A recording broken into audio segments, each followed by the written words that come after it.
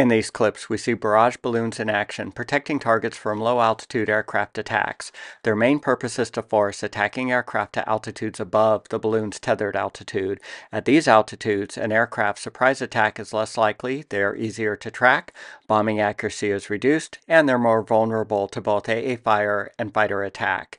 If they happen to fly between the barrage balloon and ground, then it is likely the plane will strike the balloon's tethered braided steel cable. 65% of barrage balloon strikes led to an aircraft loss.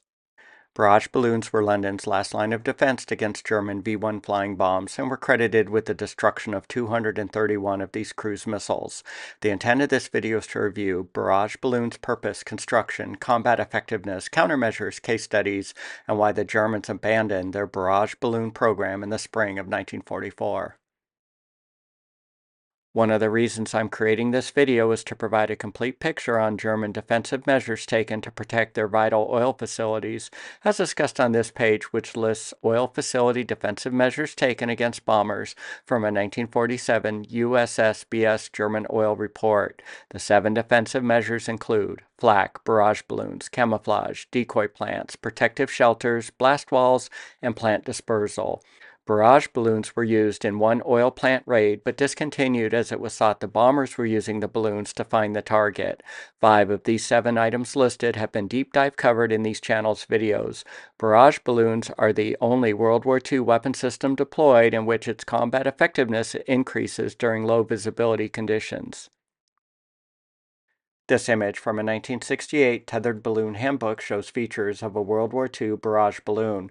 The balloon's lower chamber is filled with air and its upper chamber is filled with the lifting gas. The lifting gas contracts at low altitude and expands at high altitude. The upper chamber's lifting medium is either hydrogen or helium. It has 2 ram air scoops. The tailplane consists of 2 fins and a rudder. Size of the balloon's tail, fin, and rudder relative to the handling crew. Barrage balloon in a hangar. This image from a 1943 USAAF Intelligence Division document on barrage balloon development outlines features of the D-8 barrage balloon. The balloon is inflated at this location. The upper chamber's gas valve is located here, and the lower chamber's air relief valve is here. This image from a 1943 anti-aircraft artillery field manual shows a barrage balloon in its bedded-to-earth position. The bedding location is ringed with these moorage anchor points. The upper handling lines are attached to these points. 40-pound sandbags are attached to these sandbag lines, which are connected to these lower rigging lines. This table represents specifications of the US D-6 barrage balloon. This was a main barrage balloon used during the D-Day landings. The unit cost equated to $9,044. It needed to be airworthy, stable, and wind speeds up to 50 miles per hour. Its tethered cable diameter is 3/16 of an inch. Gas medium is either helium or hydrogen. Full gas volume equated to 27,285 cubic feet. For reference, the Hindenburg's gas volume equated to 7,062,000 cubic feet, or 259 times the gas volume of the D-6 barrage balloon. The gross weight of the balloon and ballast equated to 885 pounds. This table lists characteristics of U.S. barrage balloons. The relevant columns include the model and manufacturer, gas volume in cubic feet, static line force in pounds, hole diameter, length, and maximum altitude all in feet, and maximum wind speed in miles per hour. I know what you're thinking. If the D-6's ground line tension is just 515 pounds, why do these World War II images show around 5 ground personnel controlling the balloon, when the balloon could be controlled by a single modern-day American, like this realistic channel-generated non-AI image? This table represents the lifting capability of hot air, helium, and hydrogen. Hydrogen has an 8% higher lifting capability than helium and 3.5 times higher lifting capability than hot air. The U.S. intended to use helium in their barrage balloons. However, the helium needs for the Navy airships took priority, and helium production could barely meet this requirement. Most balloons were filled with the 8% higher lifting yet flammable hydrogen gas. This gas could be generated in the field by a mobile hydrogen generation vehicle like seen in this image from a 1942 artillery field manual document on barrage balloons, or the hydrogen could be generated by industrial plants. The evolution of cable sizes are discussed on this page. The original braided cable was 3/16 inch diameter in size, which had a breaking point of 5,100 pounds.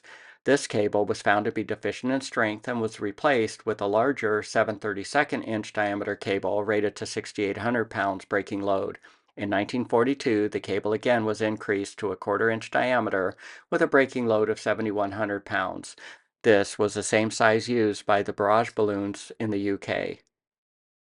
The 1/4 inch cable was stronger and more lethal to German aircraft than the smaller diameter cables. This image shows a size comparison of the 3/16 and 1/4 inch diameter cables referenced to a coin. The weight of a 1/4 inch diameter cable equals 100 pounds for every 1,000 feet, so the total spooled out D6 7,500-foot line weight equates to 750 pounds. To increase airplane-to-cable contact lethality, some barrage balloons were fitted with cable devices like the one in this diagram. The tethered cable is fitted with an upper and lower junction assembly. The junction assembly is fitted with cutting links and a parachute. The upper junction length is also fitted with a ripcord line connected to the balloon's rip panel. When the plane contacts the 1/4 inch cable, the cable separates at both the upper and lower junction, and the parachutes deploy, like seen in this image. The 1/4 inch cable will saw through the airframe structure. The sawing action keeps the cable from sliding off the wing. The parachutes impart a total cable load of 12,000 pounds on the aircraft. This yawing force will cause the aircraft to lose its airworthiness, even if the wings stay intact. The D8's rip panel is located here. This patch will be pulled with the ripcord, allowing the barrage balloon to deflate and fall to the ground when the cable is cut. Some barrage balloons were fitted with explosive devices. The purpose of barrage balloons is summarized on this page from a 1988 Maxwell Air Force Base report on barrage balloons for defense. The balloon's cable is fed out and in by a winch to the desired altitude. Its purpose is to keep the airspace free from aircraft up to the altitude of the barrage balloon. The three main benefits of the balloons are forces attacking aircraft to higher altitudes, which decrease the likelihood of a surprise attack and decreases their bombing accuracy, exposes the enemy aircraft to ground defenses and aircraft defenses. Enemy aircraft routes and altitudes will be picked up better by ground radar systems to vector fighters. Higher flying aircraft are more easily detected. The barrage cables will be a real hazard, which will induce pilot anxiety and fear. A common perception is that the purpose of the cables is to trap aircraft like a spider's web. Not so. A caught plane is just a bonus. The main purpose is to create a no-fly zone for low-flying enemy aircraft. Barrage balloons work best in low visibility conditions and where no high winds exist. The barrage balloon curtain should extend out 2.5 miles from the target if deployed at an altitude of 5,000 feet. They should be distributed in an irregular but dense pattern.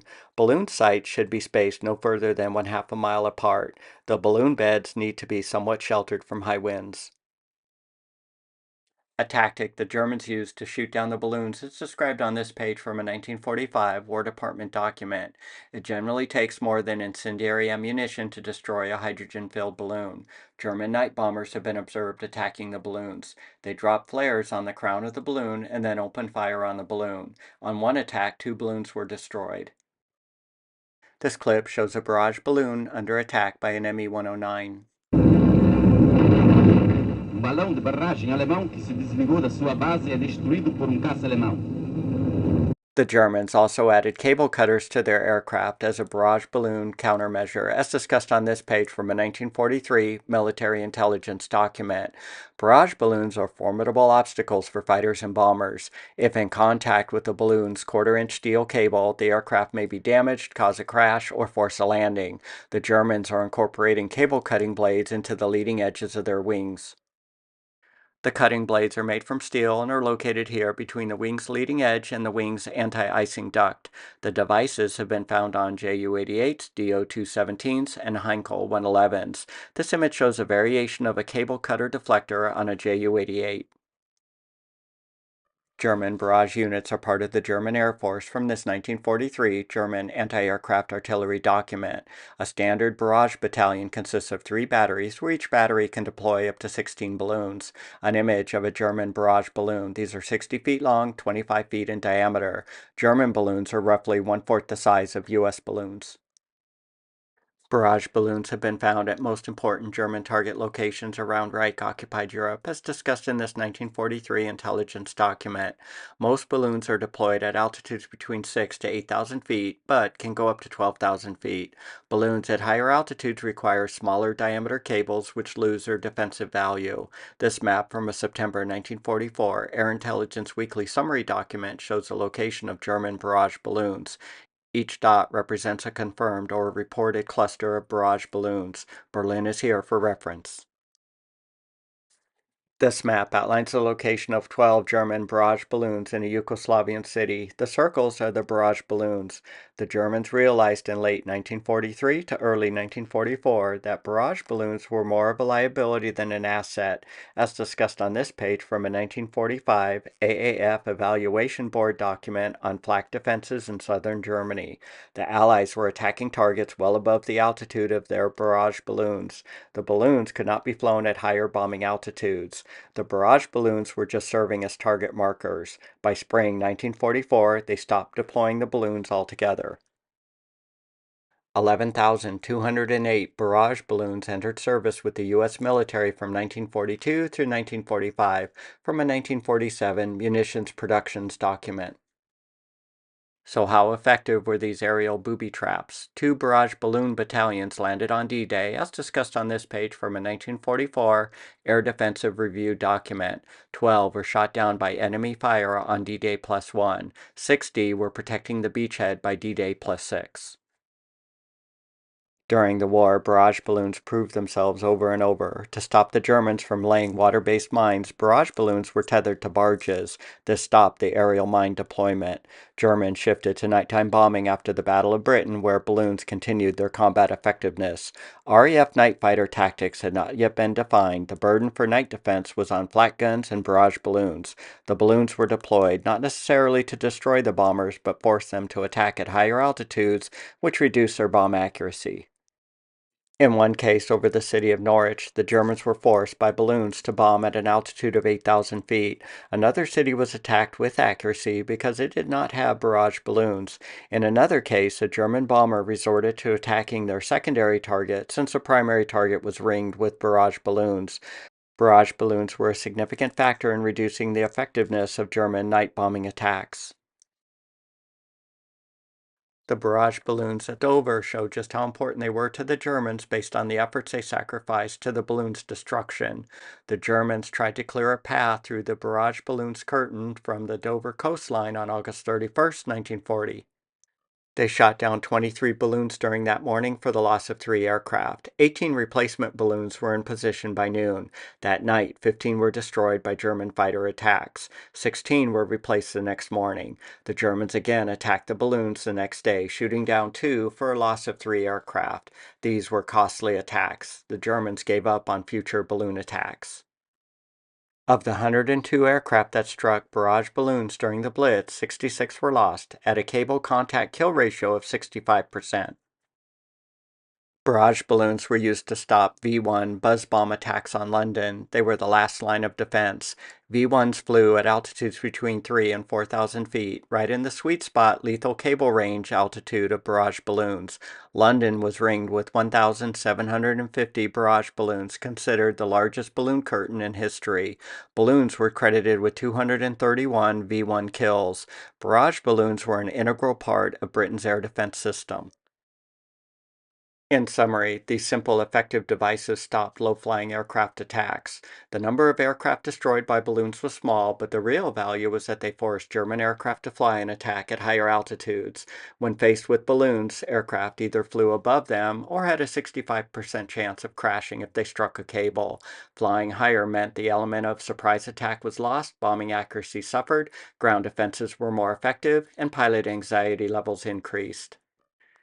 If you found the information provided in this World War II barrage balloon deep dive video interesting and informative, please consider supporting the channel by liking, commenting, and/or subscribing to World War II U.S. Bombers.